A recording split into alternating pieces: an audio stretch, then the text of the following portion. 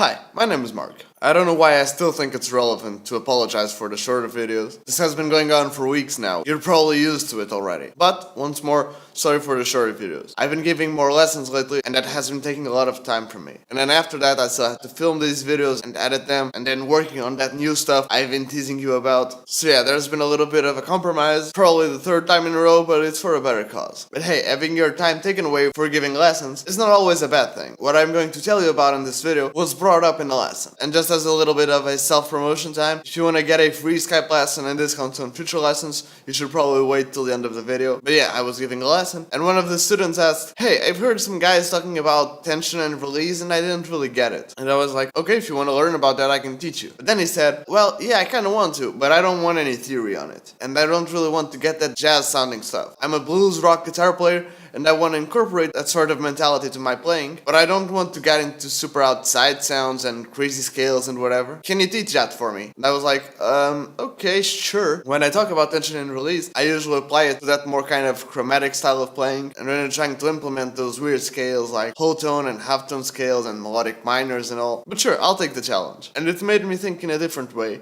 and I think you may gain a little bit from this video. And hey, even if you already know about tension and release, and you already know how to apply it in those jazzier contexts and outside playing contexts, you may want to check out this video as well. I may share some tips with you that you never really thought of before. But before we go into it, I just want to say, please subscribe to my channel. You're probably aware that YouTube's been acting a little bit weird lately. Even if you subscribe to a channel, those channels' videos may really not show up in your subscription box. And even if you ring the little notification bell thingy below, you still really may not be notified of that channel's content. So if you want to stay tuned to my content or the content of your favorite creators, you really gotta subscribe and turn on all the notifications, not just occasional notifications, which are probably set as a default. And since that may or may not work, you may want to follow me on social media too. Not only do I post some exclusive stuff there, like improvised solos and jamming over backing tracks, and some interesting stuff I'm working on at the time, but also I always post there about my videos. Links will be below, but in general, at Mark Henriques Guitar. Instagram, Facebook, Twitter, even though I don't really post much on Twitter,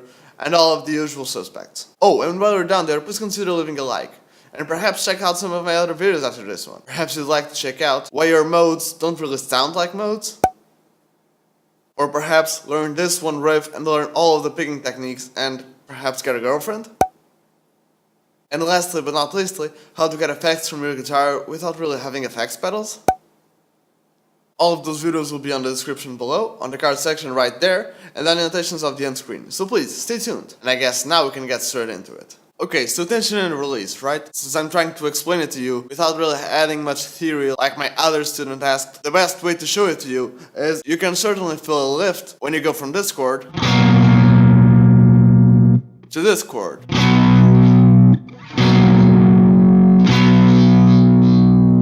Or perhaps when you go from this chord. In both of those examples, you were able to hear the unresolved and the resolved, tension, and the resolution. In the lamest terms possible, that's pretty much it. If you take something that you already kind of polarized to, like the C major scale, if I just play you like, it's completely resolved, right? But if I play you, you're waiting for the resolution of. And even if you're not really consciously aware of wanting to go down that semitone, you can definitely hear the resolution. And again, if you're thinking, well, this is not really a good explanation, and there's not really much theory about it, again, that's the point of this lesson, but I have some other lessons you may want to check out. They will be in the cards section right there. But yeah, again, in the lamest of terms, when you're talking about tension and release, if we take this chord progression like, we usually have these tensed up chords, these non-resolved chords, to then get a resolution, to resolve that chord and get no tension.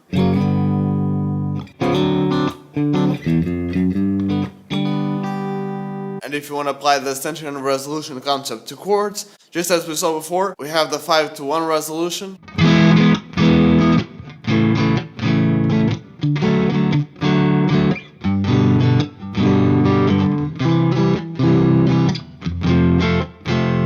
which which goes on and repeats itself in that circle of fifths thing. But the basics you need to know is if you want to build this really tensed up section, or perhaps you want to do this build up to the chorus. Let's say that the first chord for your chorus is perhaps an F major chord.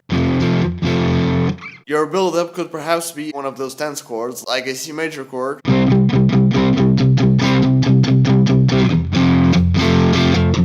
And you see how it fits in well? If you want to get more experimental, instead of doing just a C power chord, you could do a C major chord.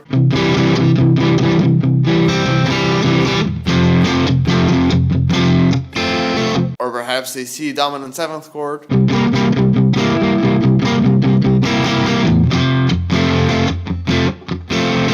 Or maybe do that suspended thing, where instead of playing the major third, you can either play the 4th, you bar this.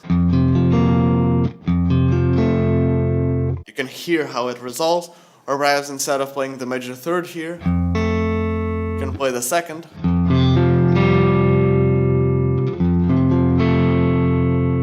Now, when it comes to soloing, which was what my student meant at the time, we usually talk about tension and release in those jazzier contexts like.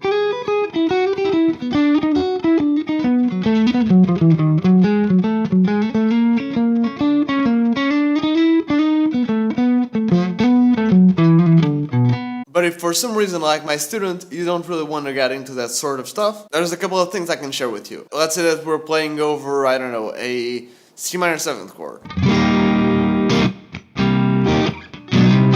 Our natural contender would be C minor pentatonic, right?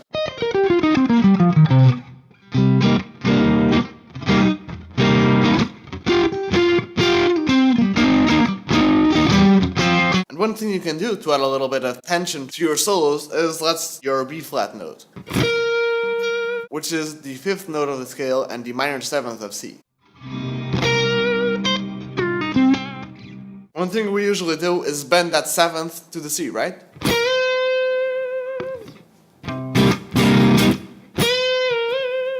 Well, something you could perhaps try to do is instead of bending it right away, you could perhaps first play the note, let it stay a little bit in there, don't worry, it's not going anywhere, then you can bend it. Or perhaps you could try and land in one of your other notes of your minor pentatonic scale. For instance, instead of landing on your B flat note, you could choose any other note. But you gotta think about it this way. If you look at the notes of this chord, you have C, G, B flat, and E flat. Naturally, the notes on that chord will sound more resolved. But some of those notes will sound more resolved than others. For instance, if we play an E flat over that C minor 7th chord, you wouldn't really say it sounds unresolved, right? And if you play something like, I don't know, if you play a G, that G also doesn't sound unresolved. But if you play that P flat, even though it doesn't sound bad because it's in the chord, you really want to hear this resolution of. So that's something you may want to consider. If we just get a little vamp here.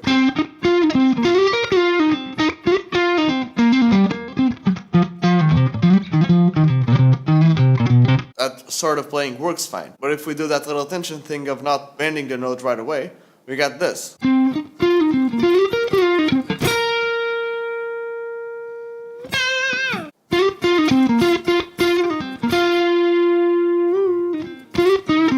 You see, that's just a nice little trick where you're kind of anticipating the note you're going to play, but you're making the audience or whoever is listening to your song kind of being left wanting for that note. And while the F also works, it's much more of a tenser note. And there is also something you can try and utilize. After Gavin has some really cool videos on this that you should perhaps check out. But so that this video doesn't become really long, another thing you can try and do, let's stay in the same key with that C minor 7th chord.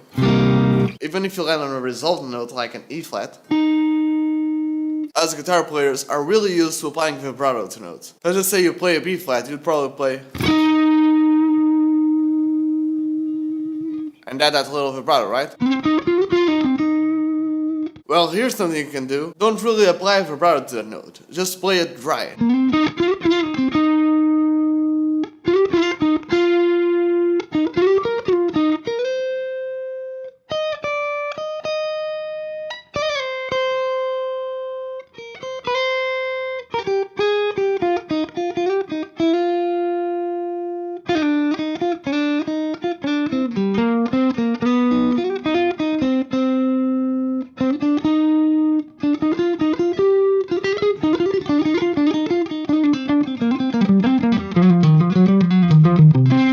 can try and practice your own licks without really adding much vibrato. Let's say that you have a lick like.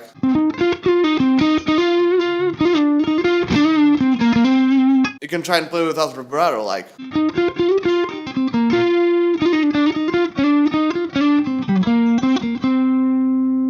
Or perhaps let's say that you're doing a long sustaining note like the note we had before. You can either not add vibrato at all,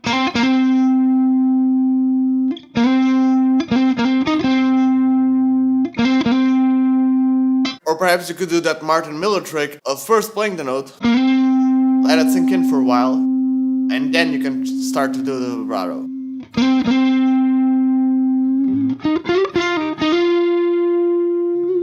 Again, I'm not saying in any way that vibrato is the wrong thing to do. I'm just saying that if you spare the vibrato notes, and if you spare the bent notes, when you finally apply the vibrato, or when you finally bend that note, it will mean more to the listener, because they've been expecting it for a long time now. Again, all the pros do this tension and release thing in one way or another. And hey, another thing you can do is to perhaps mix both of those techniques. I think I also heard Paul Reed Smith talking about this, applied to Richie Blackmore, who sometimes will be playing a solo, just in your regular pentatonic playing, and he would bend notes, and while most of us would do, he would just bend the notes and not really add vibrato. Can you feel how dry that is? These little things can add a lot. I think we can all agree that if guys like Richie Blackmore, for instance, just played bends and added vibrato like we all did, he probably wouldn't have sounded as good to our ears. Another thing you can perhaps do is slightly overbend to then resolve back to the note you wanted. Let's say that we wanted to do a bend like, you can do. Kind of in that David Gilmour fashion, but this time we're first overbending and then we're resolving. Or even perhaps instead of overbending, you could perhaps try and underbend. You could perhaps do. And once again, these may be things that you already do, but thinking about them like this, consciously, it's not the same thing as just doing them like you never thought of them before. Another thing you could perhaps try and do is choose one of those outside notes, like for instance in your C minor pentatonic. If you play your C minor blues scale, or you have that little flat 5, if you land on that flat 5 note, even though it's in the scale, it probably won't sound as good.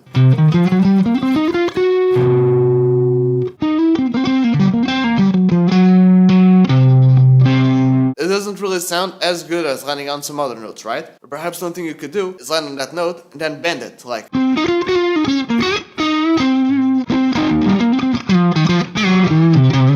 It adds this little bit of extra flavor to your notes.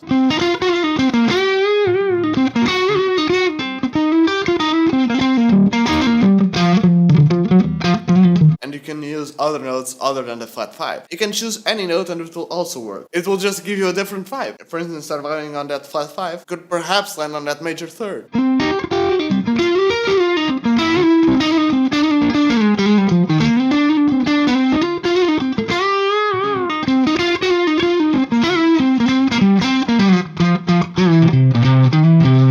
Or even land in your major 7.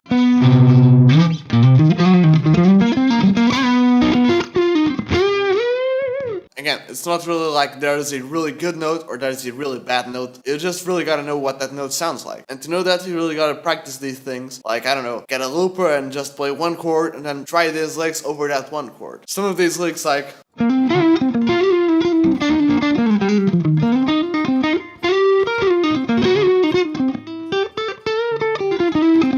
may sound good by themselves, but sometimes against some other chord progression, they may sound more or less tense, or perhaps they may not sound good at all to you. You really should try and do these things on your own so that you can find what sort of sounds you like and what sort of sounds you don't really enjoy as much. Lastly but not leastly, the same way we talked about delaying bent notes, we can kind of delay our other notes. For instance, if we play something like... you could perhaps hold on into some of those notes, like...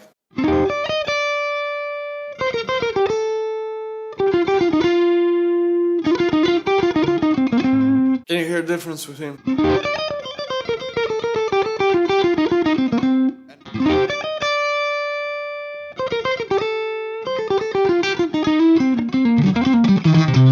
Again, I'm I'm sorry if this lesson was kind of all over the place. I'm kind of trying to shoot this as quick as possible, but it's pretty much like this. Like, I'm not really trying to teach you specific licks. I'm in general trying to teach you some of these concepts and some of these ideas that you can implement on your own, and then find out what kind of stuff you really like, and then what kind of stuff that you perhaps don't like as much, what kind of licks you gravitate to, all of that stuff. So yeah, I think we can end with this for now. Thank you so very much for watching. I hope this video was helpful to you in any way possible, and if it was, please leave me a comment below. Do you have anything to add to this discussion? Did you agree? Did you not agree? Was there something I missed? Something I should have said? Do you have any suggestions for videos or what kind of content I should make? Don't forget to leave it in the comment section below. And as always, and as mentioned before, I'm giving away free one-on-one Skype lessons, and anyone can enter. But they are limited though, so you gotta be fast. And all you have to do to win one free Skype lesson and discounts on future lessons is to subscribe to my channel, turn on all the notifications, follow me on Instagram, and then DM me on Instagram or maybe one of my other social medias if you want to follow those too. Again, links will be below, with screenshots proving that you did everything mentioned before. And